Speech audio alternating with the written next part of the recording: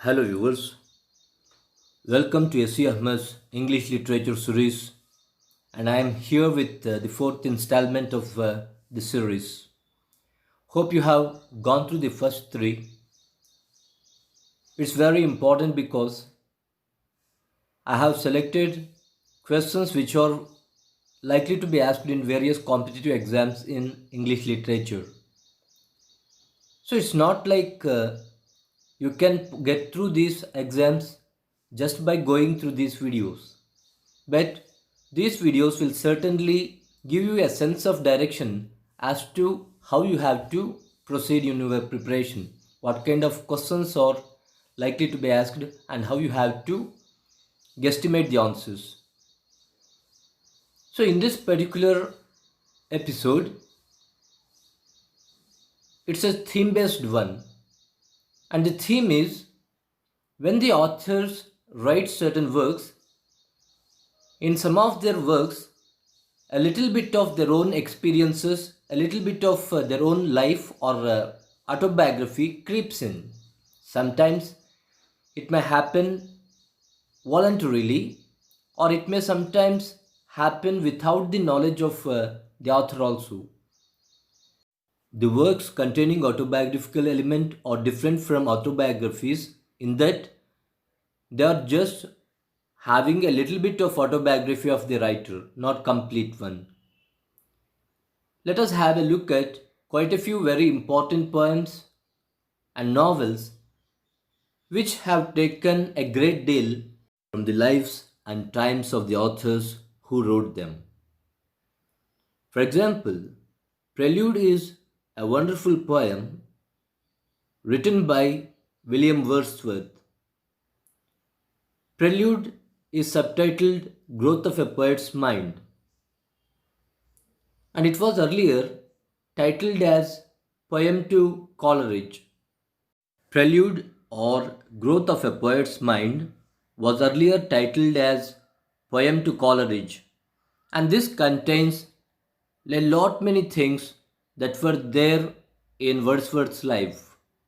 So we can call it autobiographical. The same is the case with Biographia Literaria. Biographia Literaria is a literary essay written by Coleridge. And there is a historical reason behind the writing of Biographia Literaria. You might have known that Wordsworth and Coleridge were close friends.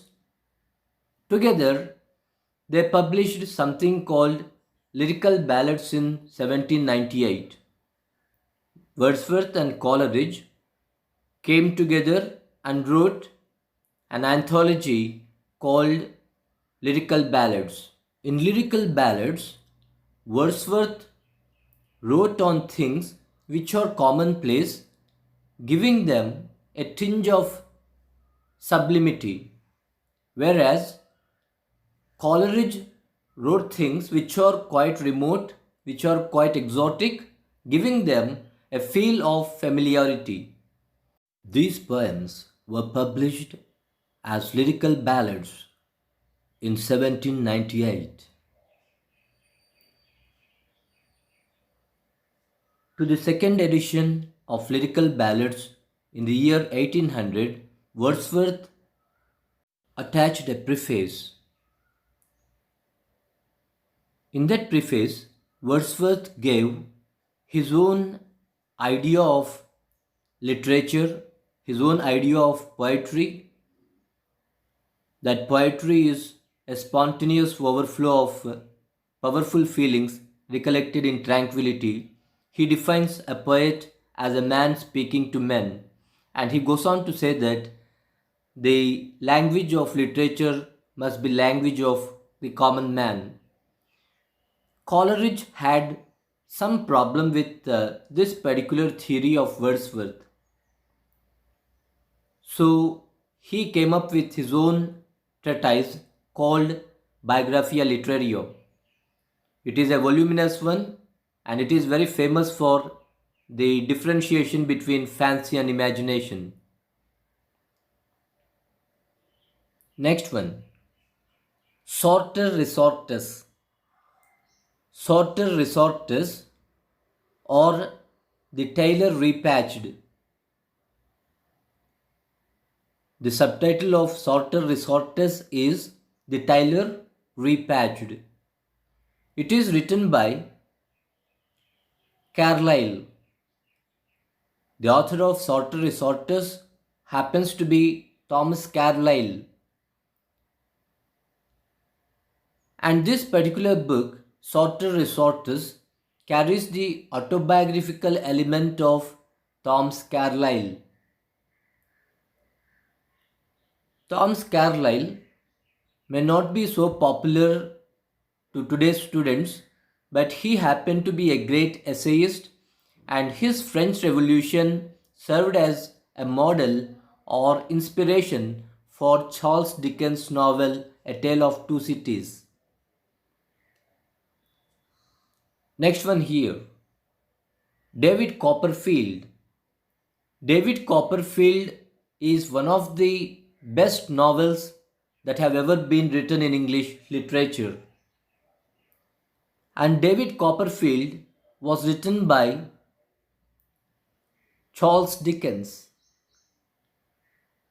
And if you go through the novel David Copperfield, and if you go through the lives and times of David Copperfield, you see parallels between the novel David Copperfield and the life story of the author himself.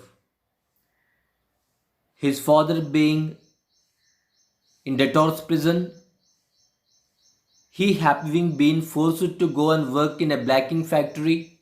All these things are parallels between what happens in the novel and what happened in the life of the author. Next, Sons and Lovers. Sons and Lovers was a thinly guised autobiography of the author D.H. Lawrence.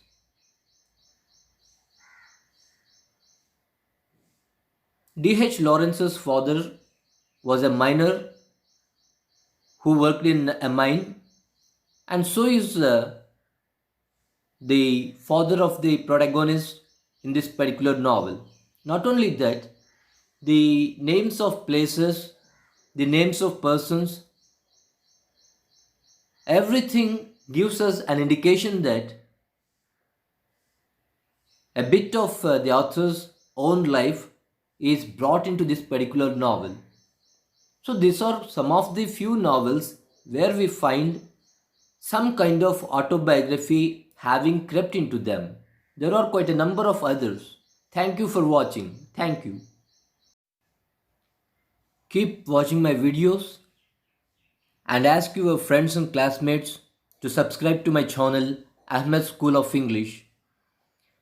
Ahmed School of English is one such channel where you are acquainted with the most important things pertaining to English literature in a simple and easily understandable English. Thank you for watching. Thank you again.